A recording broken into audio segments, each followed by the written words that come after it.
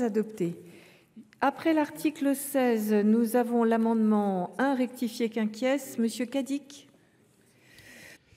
Merci Madame la Présidente. Cet amendement vise à éviter d'imposer aux fournisseurs de services de chiffrement l'intégration de dispositifs techniques visant à affaiblir volontairement la sécurité de leur système. En effet, certaines initiatives législatives et réglementaires récentes ont cherché à imposer à ces fournisseurs l'intégration de portes dérobées appelées backdoor, de clés de déchiffrement, maîtresses ou autres mécanismes dont le seul but est de créer des failles exploitables par nos autorités comme technique de surveillance. Ces backdoors sont des cadeaux faits aux acteurs malveillants, qu'il s'agisse de cybercriminels, d'États hostiles, d'entités privées, comme le démontre le cas Seoul Typhoon, où des cybercriminels chinois ont exploité des vulnérabilités imposées aux acteurs de la tech US par le législateur américain. En outre, fragiliser la sécurité des solutions de chiffrement françaises et européennes nuirait à notre compétitivité face aux acteurs internationaux qui, eux, ne seraient pas nécessairement soumis aux mêmes contraintes. Ce projet de loi prescrit une hausse drastique des normes de cybersécurité.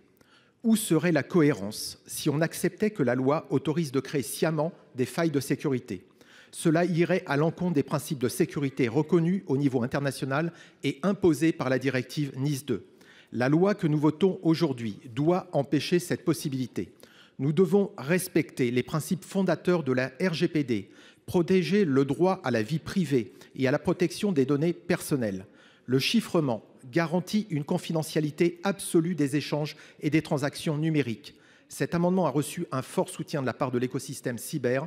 Il vise à inscrire dans la loi un principe clair de sécurité numérique. Et comme je l'ai évoqué en discussion générale, votre avis, Madame la Ministre, sur le sujet sera effectivement très suivi. Je vous remercie.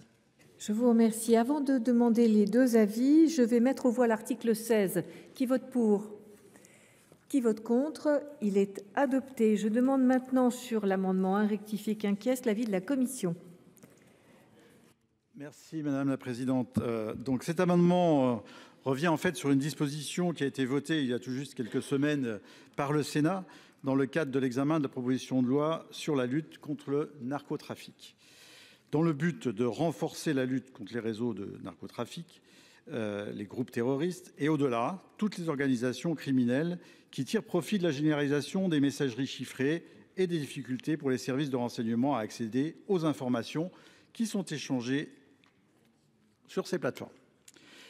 Donc j'y suis par conséquent défavorable, par cohérence avec les travaux du Sénat, mais la commission spéciale qui est divisée, comme notre collègue Cadic vient de le dire, sur ce sujet sensible, nous avons choisi collectivement de solliciter l'avis du gouvernement sur cet amendement. Bien. Très bien. L'avis du gouvernement, Madame la Ministre. Donc on a... Madame la Présidente, Monsieur le Sénateur, Mesdames, Messieurs les sénateurs et sénatrices, le présent amendement tend à prévoir une forme de sanctuarisation du chiffrement dans la loi. Le sujet est complexe. Il mérite, je crois, que nous nous y arrêtions quelques instants. Vous en avez d'ailleurs débattu ici, au Sénat, il y a quelques semaines. Je crois que cela a suscité beaucoup de discussions et cela a suscité aussi beaucoup de discussions dans votre commission. Personne ne comprend mieux que moi l'intention derrière cet amendement. J'ai déjà eu l'occasion de rappeler mon attachement à la préservation d'un niveau élevé de chiffrement qui est au cœur de notre confiance numérique. S'il est légitime, bien sûr, que les autorités puissent, conformément à la doctrine nationale sur le chiffrement, obtenir, sous le contrôle d'un juge ou d'une autorité indépendante, un accès ciblé aux données, inclus les données chiffrées, il importe qu'un tel accès n'aboutisse pas à un affaiblissement généralisé du chiffrement. Ce préalable étant posé, s'agissant de l'amendement du président Cadic, je lui suggérerais néanmoins de le retirer pour deux raisons. D'une part, le chiffrement des communications, en tant qu'il concourt à la protection du secret des correspondances et de la vie privée, principe à valeur constitutionnelle, bénéficie déjà d'une première protection. D'autre part, il ne faut pas d'effet de bord, ni dans un sens, ni dans l'autre. Il y a des cas légitimes dans lesquels un accès ciblé, proportionné aux communications peut être nécessaire. Vous l'avez cité, vous avez discuté de cette disposition dans le cadre du projet de loi narcotrafic. Nous comprenons bien que pour lutter contre le narcotrafic, la question se pose. La question se pose aussi bien sûr dans la lutte contre le terrorisme et tous les fléaux contre lesquels nous sommes mobilisés. Dans ce cas, votre amendement pourrait avoir, il nous semble, une portée trop large et avoir aussi des effets de bord indésirés. Cela n'empêchera pas que je sois extrêmement attentive et vigilante à toute disposition qui viendrait affaiblir le chiffrement. J'y veillerai. Je vous remercie. J'ai plusieurs demandes de parole. Monsieur Perrin. Merci Madame la Présidente. On a ici au Sénat adopté un amendement dans la loi narcotrafic qui visait effectivement exactement le sujet dont vient de parler Madame la Ministre. Je voudrais rappeler qu'aujourd'hui, dans ce pays, l'objectif est d'essayer de donner, d'équilibrer en tout cas le strict respect des libertés publiques avec la possibilité pour l'État de se défendre à armes égales avec celles et ceux qui aujourd'hui veulent j'allais dire, développer des réseaux de narcotrafic, des réseaux de criminalité organisée et qui, connaissant parfaitement la possibilité pour les services de renseignement d'utiliser les mails et les SMS, ne les utilisent plus, mais utilisent des messageries qui sont des messageries cryptées, comme peuvent être WhatsApp, Signal, Telegram et j'en passe. L'objectif de cet amendement est évidemment de permettre aux services de renseignement, avec le contrôle très strict du groupement interministériel de contrôle, mais aussi de la Commission nationale de contrôle des techniques de renseignement, ensuite avec l'avis du cabinet du Premier ministre, eh bien de pouvoir, j'allais dire, trouver des solutions techniques pour déchiffrer ces messageries.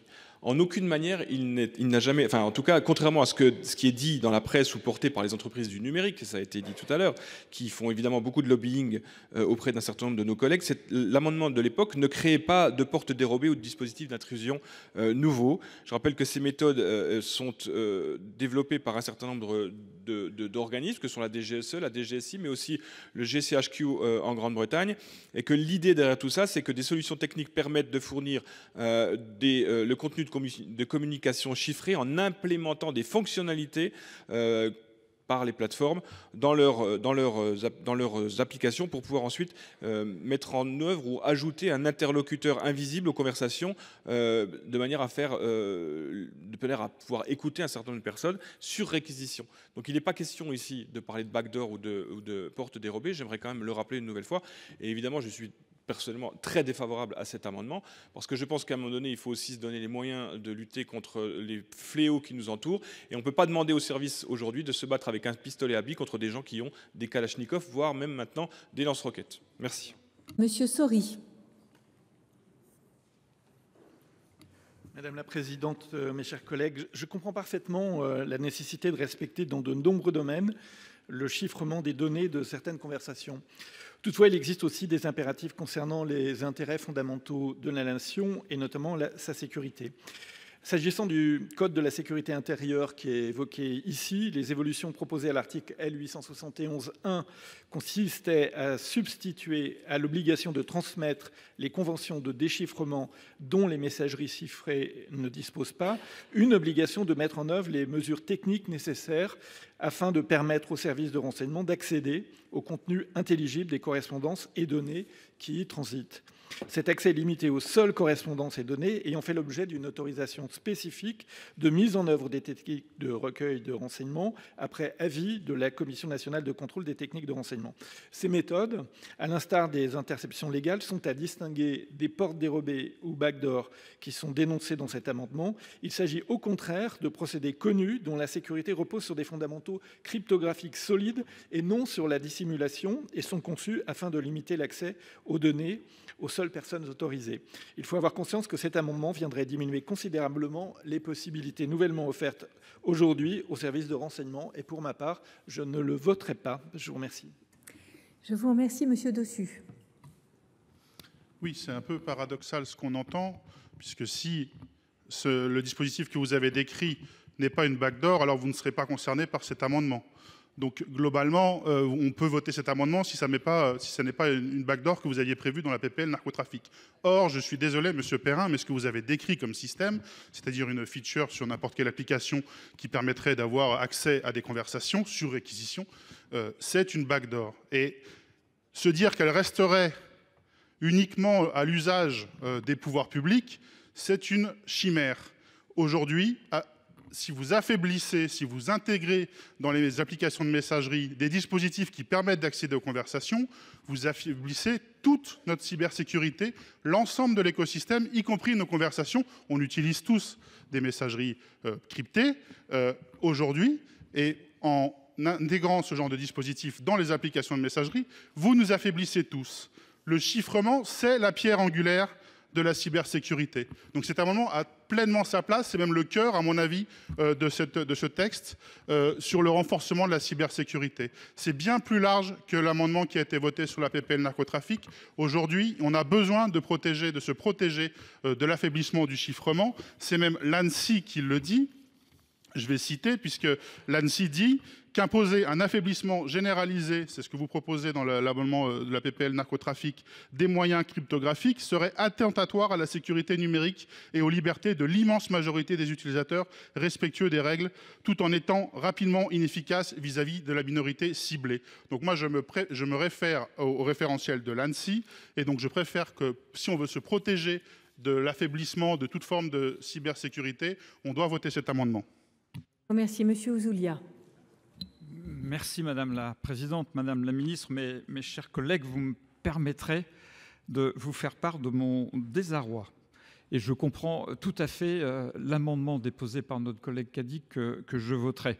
Parce qu'en tant que sénateur, et je pense que vous avez fait la même chose, moi j'ai reçu des consignes strictes pour que mes données soient déposées sur des portails, soient cryptées et soient garanties non accessibles par des tiers. Il s'agitait de la sécurité nationale. Toutes vos données, bien évidemment, peuvent être accessibles de l'extérieur et c'est tout à fait normal que le parlementaire les protège. J'ai fait donc ce travail. Aujourd'hui, les seuls hébergeurs qui nous garantissent que la totalité de nos données sont cryptées, non accessibles, ils sont en Suisse. Voilà. Donc le respect des injonctions des services de renseignement français nous oblige à mettre nos données en Suisse. Est-ce que c'est comme ça qu'on va protéger la souveraineté nationale? Merci Madame la Présidente. Je vous remercie, Monsieur Hugonnet. Merci Madame la Présidente. J'avoue trouver ce débat un tout petit peu surréaliste. Je comprends le besoin de protection, bien évidemment. Ce n'est pas la foire à tout. Mais est-ce que, chers collègues, parce qu'évidemment on ne va pas voter cet amendement, mais est-ce qu'on va comprendre ce dont il s'agit? C'est-à-dire qu'à partir du moment où on fait ici, et il n'y a pas si longtemps, où on vote justement des éléments qui permettent d'aller plus loin et qui permettent au ministère de l'Intérieur et de la Justice de pouvoir faire face à des fléaux, chers collègues, il ne s'agit pas, bien évidemment, les protections, j'entends ce que vous dites, mais on parle de qui? Ce n'est pas la foire à tout. Ce n'est pas mettre sur la place publique tous les éléments, comme vous essayez de nous le faire croire. Jamais de la vie. Il s'agit d'un besoin fondamental pour le pays, et encore une fois, j'ai du mal à comprendre, c'est surréaliste, parce qu'on a ce besoin impératif.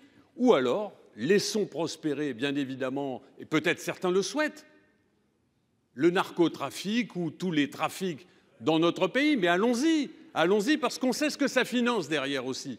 Alors, sincèrement, je vous garantis, il faut se pincer pour y croire. Bien évidemment, nous voterons contre cet amendement.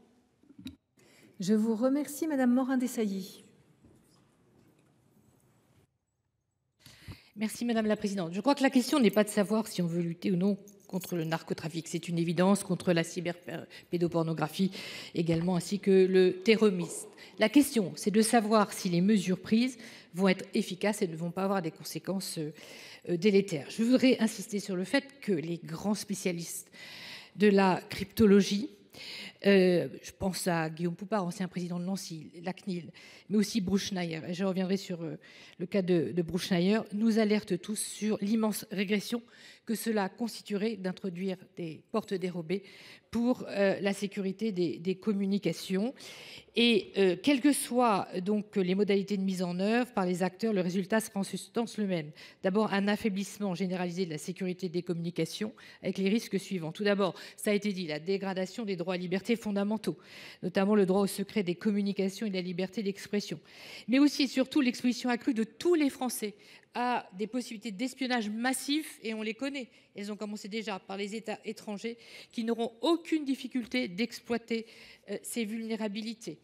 A fortiori, bien sûr, l'exposition accrue de décideurs politiques et industriels à l'espionnage ciblé, une perte de confiance dans l'économie numérique, ça a été dit bien sûr, une perte de l'image de la France à l'international alors que nous cherchons à faire venir justement des acteurs innovants. Mais je crois que ce qu'il y a de plus grave, c'est que l'efficacité de cette solution pour lutter contre la criminalité organisée peut être questionnée. En réalité, on peut s'attendre à ce qu'elle trouve ici les moyens de contourner les possibilités de déchiffrement en recourant à des moyens alternatifs chiffrés qui seront inévitablement disponibles, ou en chiffrant le message communiqué à l'intérieur d'une communication elle-même non chiffrée. Il n'existe par ailleurs, mes chers collègues, aucune étude d'impact ni justification étayée de l'utilité de la mesure. Il y a d'ailleurs un groupe de niveau européen qui travaille à cette question à l'heure actuelle et qui admettait déjà dans son rapport conclusif en décembre 2024 qu'il restait un travail à mener à cette fin. Il va falloir conclure, chers collègues. Et donc, ce travail est en train d'être mené, attendons-le pour le moins. Moi, je pense qu'il faut soutenir cette disposition et je redirai peut-être pourquoi tout à l'heure. Je vous remercie. Madame Narassiguin a demandé la parole. Merci Madame la Présidente.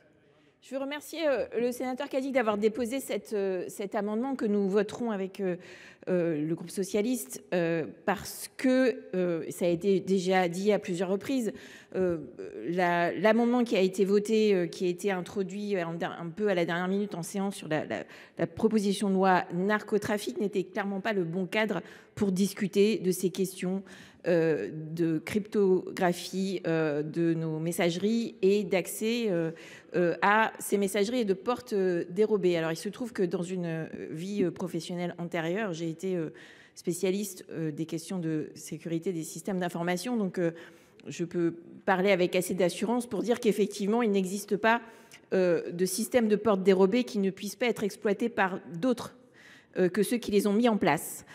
Et donc, je crois que, bien entendu, nous voulons tous avoir donné à nos services de renseignement la capacité de lutter contre le narcotrafic, lutter contre des usages criminels des messageries cryptées. Mais ça ne peut pas passer par un affaiblissement général de la cryptographie de nos messageries.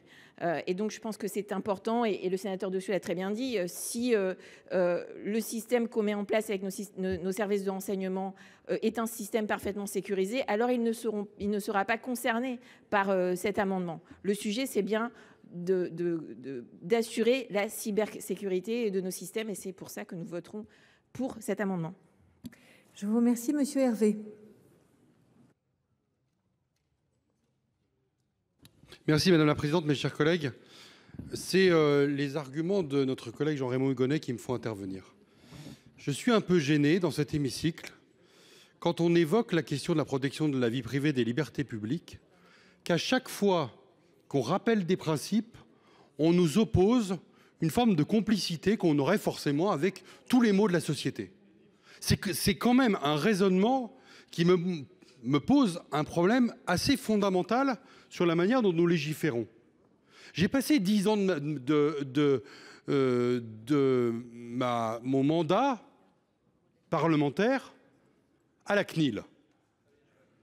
Oui, alors ça vous fait lever les yeux au ciel. Vous avez le droit, mais j'ai le droit de l'évoquer aussi. Et j'ai eu une expérience qui est aujourd'hui celle de Catherine Morin-Desailly ou de Jérôme Durin, qui représente la Haute Assemblée dans cette institution. Et donc, le rappel du principe de la liberté et des libertés publiques, ça devrait être le socle commun de nos discussions. Et l'atteinte à ces libertés, l'exception. C'est ça, en fait, le fondement d'une démocratie libérale. Or, nous faisons l'inverse. C'est-à-dire qu'à partir du moment où, dans la loi, nous devrions rappeler ces fondamentaux-là, nous devrions être nous-mêmes, nous, les avocats de la liberté, des libertés, finalement, les défenseurs du crime. Alors moi, je vais voter évidemment l'amendement de M. Cadic parce que dans la période que nous vivons, et d'ailleurs je l'ai fait dans un certain nombre de périodes plus compliquées, pendant le Covid, ou dans un certain nombre de textes dont j'étais rapporteur à la commission des lois à l'époque, rappeler les fondamentaux, ça ne fait jamais de mal, et je crois que c'est utile de le faire à cet instant-là. Et merci Madame la Ministre pour vos arguments parce qu'ils sont très importants et votre vigilance sur ces points-là sont une vigilance qui est essentielle dans la période que nous connaissons. Je vous remercie Monsieur Darnaud.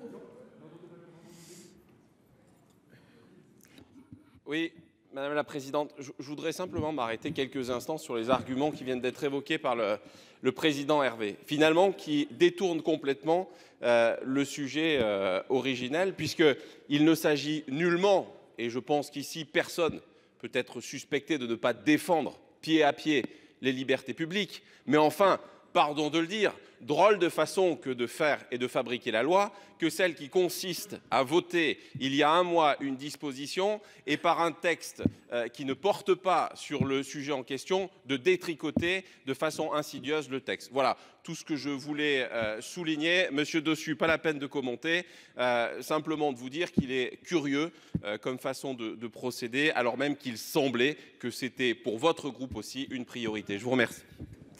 Je vous remercie. Monsieur Michelet. Merci Madame la Présidente.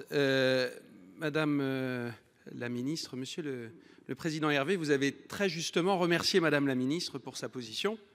Elle vous a demandé un retrait. Si, il y a une demande de retrait. Il y a une demande de retrait. Donc du coup, me voilà rassuré. Me voilà rassuré de voir qu'on est finalement aligné et qu'on a oublié de s'écouter à un moment ou à un autre. Et donc j'en conclus peut-être prématurément, Madame la Présidente, que le sénateur Cadic retirera son amendement. Mais peut-être que le débat qu'on a n'est pas tout à fait aligné avec l'enjeu.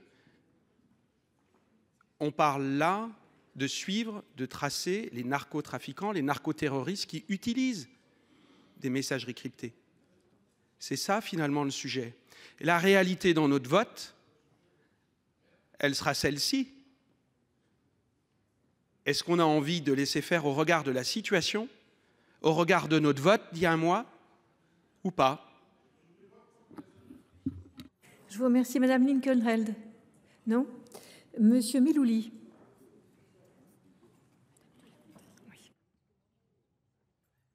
Moi, juste pour ne pas être long, mais je suis très heureux qu'on nous explique qu'effectivement, une loi, elle est intangible, on ne peut plus y toucher. Alors pourquoi on refait des lois et qu'on revient sur les lois? On va revenir sur les ânes, on revient, et on ne peut pas être intelligent d'une semaine à l'autre, on s'enrichit du débat. Et cet amendement a été retoqué d'ailleurs, cette disposition a été retoquée à l'Assemblée nationale, et avec des raisons qu'ils ont expliquées, je ne vais pas reprendre ici. Et quand vous dites aussi, parce que le gouvernement a dit retrait, on devrait appliquer, ça veut dire que dans cette Assemblée, chaque fois que le gouvernement dit retrait, on retirera nos propositions de loi ou nos amendements. Vous n'avez pas dit, vous dites ce que vous voulez, moi je vous réponds gentiment, avec respect. Donc je vous le dis, cette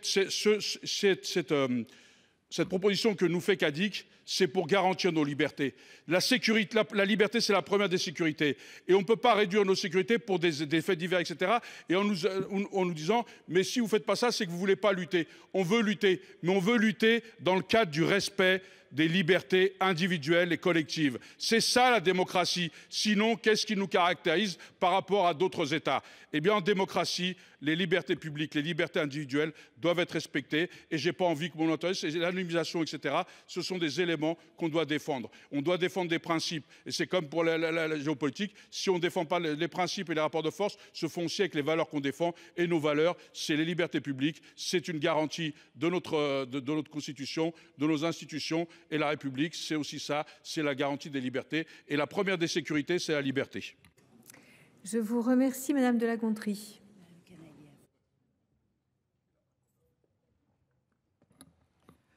Merci Madame la Présidente. Je n'avais pas prévu forcément d'intervenir au soutien de cet amendement, Corinne Narassiguin l'ayant fait de manière très pertinente. Mais tout de même, j'ai entendu certains de nos collègues tenir des propos que je ne trouve pas totalement corrects dans le débat. Pourquoi ? On peut avoir un débat sur la pertinence de fragiliser le système de cryptage sans que vous nous accusiez d'être les complices des narcotrafiquants. Je suggère un petit peu de nuance, chers collègues. Donc, nous avons été les auteurs. Jérôme Durain était président de la commission d'enquête. Il était premier signataire de la proposition de loi contre le narcotrafic. Et il est, avec d'autres, notamment Étienne Blanc, celui qui a fait que ce sujet a pu devenir législatif. Donc, écartons ce procès qui n'a pas lieu d'être. Ensuite, le sénateur Perrin est arrivé en séance et de manière assez, allusive, nous a expliqué qu'on ne pouvait pas tout savoir, mais qu'en fait c'était très important et qu'il était dans des instances qui faisaient que lui savait que en fait c'était nécessaire, etc., etc. Bref. À partir de là, vous l'avez dit vous-même, et merci à Thomas Dossus d'avoir relevé cette contradiction. Il faudrait savoir si ce n'est pas une backdoor. Dans ce cas-là, vous pouvez être tranquille. Mais je dirais à Mathieu Darnaud que l'on peut quand même, dès lors qu'on légifère de manière un petit peu, rapide, sur un sujet lourd, qui d'ailleurs a été rejeté à l'Assemblée en commission, et qui d'ailleurs a été voté ici, si ma mémoire ne me fait pas défaut, contre l'avis de la commission des lois. On peut tout de même délibérer, il me semble. Donc je trouve que, voilà, le sujet est compliqué, il est grave, mais les mauvais procès, je trouve, n'ont pas lieu d'être. Nous sommes tous responsables, nous voulons tous lutter contre le narcotrafic, mais nous voulons aussi lutter pour la sécurité des échanges. Je vous remercie, chers collègues. Messageries. La parole est à Madame Canayer. Oui, merci Madame la Présidente. Effectivement, c'est un débat qui mérite d'être apaisé et autant eu égard notamment aux enjeux et à l'importance des enjeux. Moi, je voudrais dire simplement que, évidemment, à part les questions de méthode où on détricote des choses qui ont été tricotées dans d'autres textes, je pense qu'en termes de lisibilité et d'efficacité de la loi, c'est dommageable. Néanmoins, en termes à la fois d'élus d'un territoire portuaire où le narcotrafic est extrêmement présent, Le Havre, et membre de la délégation parlementaire au renseignement, nous voyons bien qu'aujourd'hui, les services nous disent qu'ils ont besoin d'avoir accès à ces outils cryptés parce qu'ils ont besoin d'avoir des armes qui sont à la même hauteur que ceux des auteurs de narcotrafic, d'une part. Et d'autre part, que si on veut garantir la liberté, il faut avant tout garantir la sécurité. Quand vous regardez aujourd'hui les conséquences sur la liberté des acteurs portuaires qui sont soumis aux contraintes et à la corruption du narcotrafic, ils ont avant tout besoin de sécurité. Donc on doit avoir les moyens pour garantir leur sécurité et donner à nos services, notamment nos services de renseignement, les armes à hauteur des enjeux, notamment en matière de narcotrafic. Donc je ne soutiendrai pas cet amendement. Bien, je vous remercie. J'ai été saisie d'une demande de scrutin public par le groupe Union Centriste. Monsieur Cadic, nous vous écoutons. Merci beaucoup, Madame la Présidente. Oui, on a entendu quelques propos caricaturaux et donc souvent ce qui est, ça a été dit, excessif est insignifiant.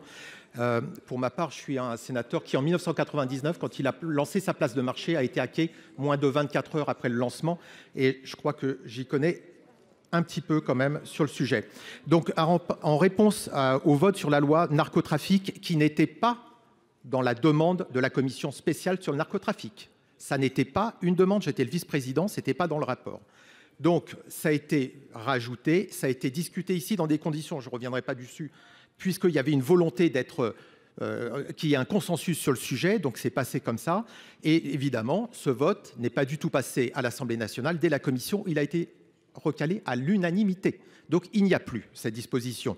Et ce vote ici, il est destiné à remettre l'Église au milieu du village des libertés publiques, qui est normalement, c'est sa maison, c'est le Sénat, les libertés publiques. Donc c'est le but justement de cet amendement. Pour tous ceux qui disent que le narcotrafic, vous comprenez, ils utilisent ça. Pablo Escobar n'utilisait pas WhatsApp. D'accord, c'est une tribune de tous les gens de la cyber. Vous croyez que, évidemment, d'ailleurs, qui utilise WeChat ici? D'accord, Donc évidemment, personne ne va utiliser une messagerie chinoise. Évidemment, on le sait bien. Donc c'en est bien la preuve. Les gens ont besoin de confiance. Nous avons besoin de sécurité. C'est pour ça que nous nous battons ici. Et Madame la Ministre, je vous remercie. Je vous remercie pour le début de votre intervention. J'ai bien noté que vous n'aviez pas demandé, vous n'aviez pas dit que vous étiez défavorable. Le message est très bien passé. Comme vous, je suis indépendant, je sais faire passer mes messages, je suis en politique pour défendre des idées. Ces idées, c'est celle de liberté, c'est celle de confiance dans nos réseaux, dans le numérique, et c'est notre sécurité, et c'est ce que je défends ici avec cet amendement. Merci. Bien, je vous remercie. Donc, je suis saisie d'une demande de scrutin public par le groupe Union centriste. Mais avant d'ouvrir ce scrutin, je voudrais que la commission rappelle en un mot, et Madame la Ministre également, les deux avis. Une demande de retrait. Madame la Ministre. Même avis. Même avis. Je mets donc aux voix, en ouvrant ce scrutin public, l'amendement 1 rectifié quinquies avec un double avis défavorable. Le scrutin est ouvert.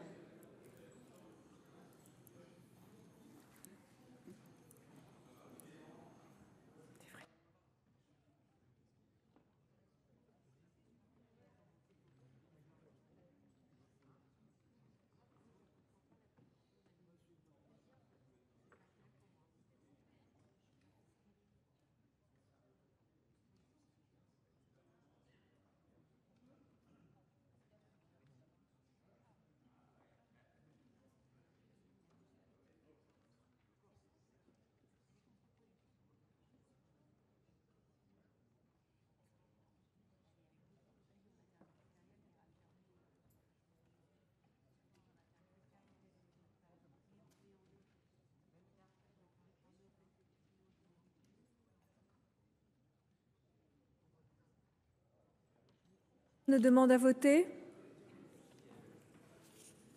Le scrutin est clos.